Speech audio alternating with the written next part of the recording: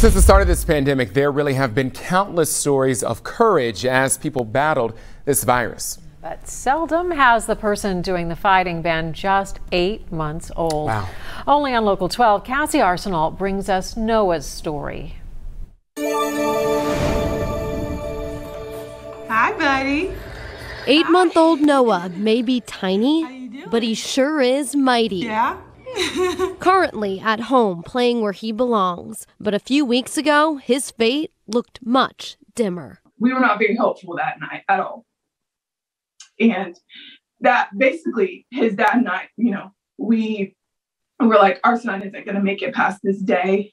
Ashton and her husband Tyric brought Noah into the emergency room for a cold, but they quickly learned he had COVID. While the diagnosis was alarming, they had no idea what would come next. The doctors did not really think that he was even going to make it past that night.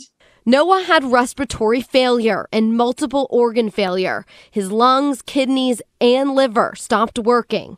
And if things couldn't get any worse, a bacterial infection reached his bloodstream, causing him to go into sepsis.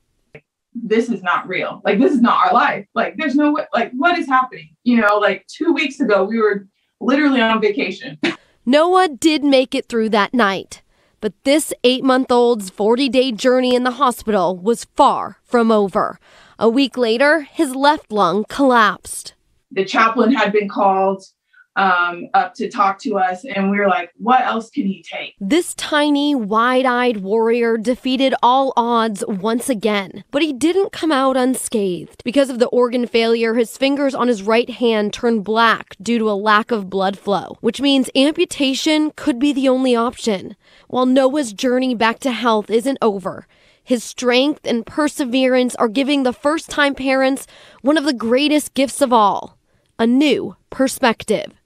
You definitely have a different perspective on life. A lot of things you thought were serious is really not that serious. Life is short. You can be here today and you don't know what tomorrow holds.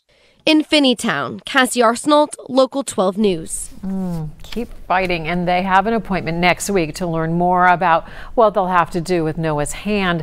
There is a GoFundMe set up for the family to help with the cost of his care. If you would like to make a donation, we have a link at local12.com.